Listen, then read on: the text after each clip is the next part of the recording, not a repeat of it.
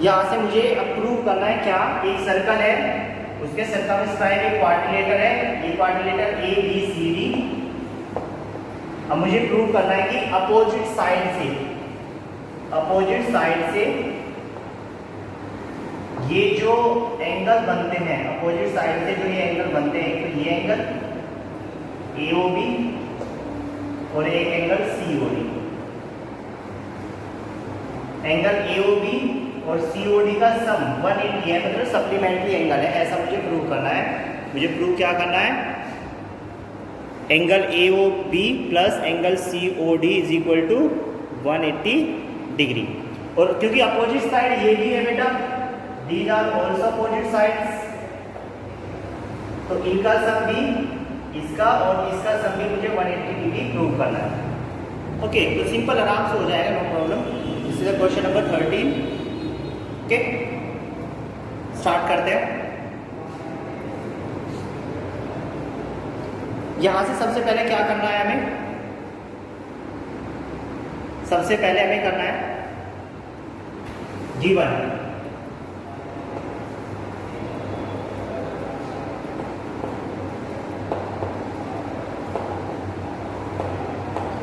है इस सर्कल के सेंटर हो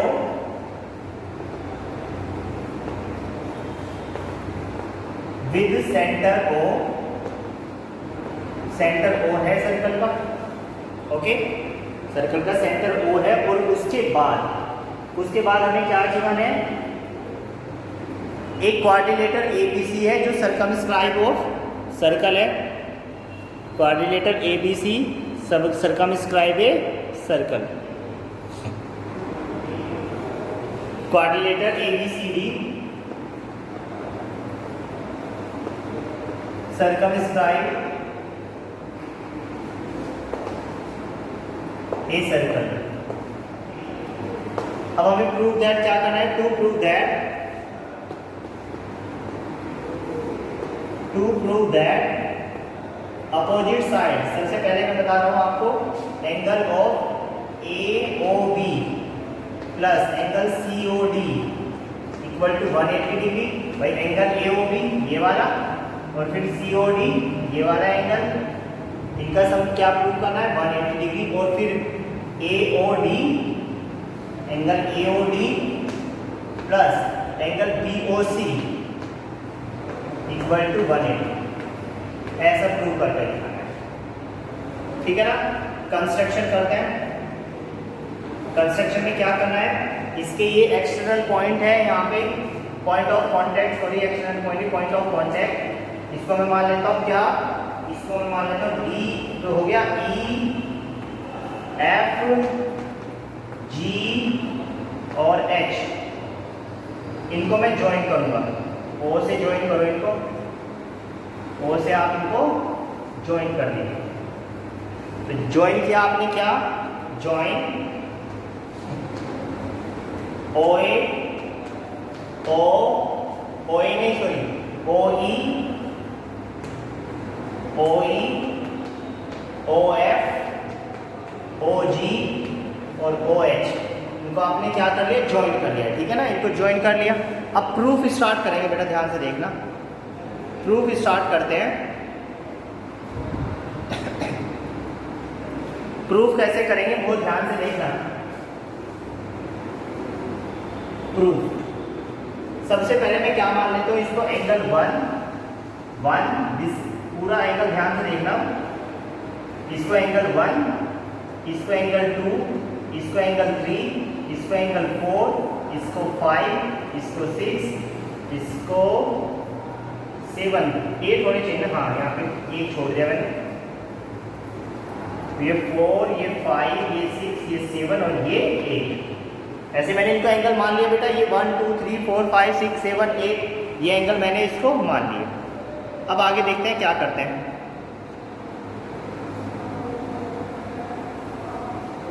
आगे देखिए बेटा, यहां से मैं इस क्वाड्रिलेटर में लूंगा, बस ये क्वाड्रिलेटर, इन क्वाड्रिलेटर AEOH, इन क्वाड्रिलेटर AEOH, इन क्वाड्रिलेटर AEOH, इसमें दो ट्राइंगल है, कौन कौन से?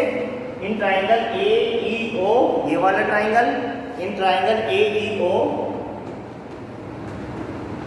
ए E O and triangle A E हो गया A H O, A H O, A H O. अब इन दोनों ट्राइंगल को मैं क्या करने वाला हूं? दोनों ट्राइंगल को मैं फिर से क्या करने वाला हूं बेटा? कॉन्ग्रुएंट प्रूव करने वाला हूं। अगर दोनों ट्राइंगल को कॉन्ग्रुएंट प्रूव करता हूं तो मुझे क्या मिलेगा? A E equal to A H हो जाएगा। Okay, then A equal to A H के बाद A O E equal to O H, O E equal to O H. यहां पे तो लिख लेना थ्योरम 10.2,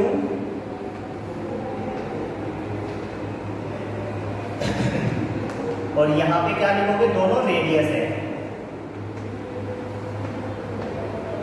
और उसके बाद ये जो O, ये जो है OA, ये दोनों कॉमन है दोनों में। OA is equal to OA, this is common side. तो by side side side, by side side side triangle AEO is congruent to triangle AHO। अगर ये दोनों ट्राइंगल कॉन्ग्रुएंट है बेटा, if these two triangles are congruent, then by CPCT से क्या होगा? Then CPCT से क्या होगा बताइए? जो एंगल 1 है वो एंगल 8 के बराबर आ जाएगा। बाय CPCT एंगल 1, यहां पे लिखा हूं सारे angle 1 is equal to angle 8 आएगा। और सिमिलरली लिख देते हैं, सिमिलरली एंगल 1, तो अब एंगल 1 8 के इक्वल है, तो अब बहुत ध्यान से देखना, ये इसके इक्वल भी तो होगा, 2 3 के इक्वल भी तो होगा, क्योंकि ये दो ट्राइंगल कॉन्ग्रुएंट हो सकते हैं बिल्कुल सेम इसी तरह। तो ऐसे लिखेंगे 2 equal to 3, angle 2 equal to 3 और angle 4 equal to 5, angle 4 equal to angle 5, angle 4 equal to 5 हो गया, 6 equal to 7, angle 6 equal to angle 7। ठीक है, ये एंगल बराबर आ जाएंगे। अब देखना ध्यान से, अब मैं अगर इन सभी एंगल को ऐड कर दूं 1 2 3 4 5 6 7 8, तो कितना आएगा बेटा? 360 आएगा या नहीं? तो मैं यहाँ पे लिख रहा हूँ add all angles, add all angles, इनको ऐड करता हूँ। यहां से देखना बेटा, angle 1 plus angle 2 plus angle 3 plus angle 4 plus angle 5 plus angle 6 plus angle 7 plus angle 8 equal to कितना आ जाएगा? 360 आ जाएगा। बोलो 360 नहीं आएगा क्या? जब मैं सारे एंगल जोड़ दूंगा तो एक सर्कल बन जाएगा भाई, ये कंप्लीट एंगल बन जाएगा ना पूरा। और कंप्लीट एंगल कितने डिग्री का होता है? 360 का। अब बहुत ध्यान से देखना, यहां से कर रहा हूं मैं, बहुत ध्यान से देखना आप भाई, हमें एंगल AOB चाहिए पहले, AOB ये वाला। AOB कैसे आएगा? जब मैं 1 और 2 को ऐड कर दूंगा, और फिर चाहिए मुझे COD कब आ जाएगा? जब मैं 5 और 6 को ऐड कर दूंगा। तो 1 और 2 और 5 और 6 को हमें बचाना है। कैसे बचाना है? देखो 1 की जगह तो 1 लिखो आप, 2 की जगह 2 ही लिखिए। अब 3 नहीं चाहिए मुझे, 3 की जगह क्या लिख सकता हूं मैं? 2। 3 की जगह क्या लिख सकता हूं? 2। अब 3 की जगह 2 हो गया, इस 3 की जगह 2 लिख दिया।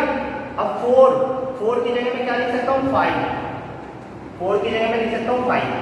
अब 5 की जगह 5 ही रखो, 5 की जगह 5 ही रखो, 6 की जगह 6 ही रखो, 6 की जगह 6 रखो। 7 की जगह क्या लिख सकता हूँ? 7 की जगह क्या लिख सकता हूँ?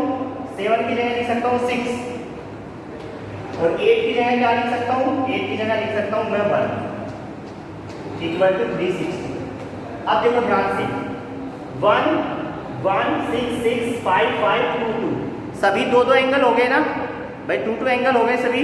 तो मैं क्या लिख सकता हूँ यहाँ पे? 2 of angle 1 plus angle 2 plus angle 5 plus angle 6 equal to 360। तो यहां से कैंसिल करूंगा तो ये आ जाएगा 180। अब बताओ एंगल 1 और 2 को मिला के क्या बनेगा? एंगल 1 और 2 को मिला के बनेगा एंगल AOB, और प्लस एंगल 5 और 6 को मिला के क्या बनेगा? COD, इक्वल टू कितना हो जाएगा? 180। यही हमें प्रूव करना था। प्रूव लिख लीजिए बेटा, ये हमें क्या करना था? प्रूव करना था। कोई डाउट है तो पूछ लीजिए।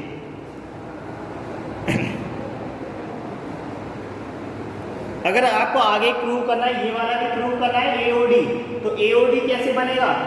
7 और 8 को मिला के और 3 और 4 को, जैसे मैंने यहाँ पे 1 2 5 6 को ऐसे ही रखा है ना, उसमें आपको क्या करना है? 7 8 3 4 को ऐसे कैसे ही रखना है? 1 2 3 5 को आप चेंज कर देना, तो आपका क्या मिल जाएगा? AOD, मतलब ये मिल जाएगा 8 7 3 4 मिल जाएगा, तो आपको AOD प्लस BOC मिल जाएगा। Is that clear? इस तरह आपको ये करना है।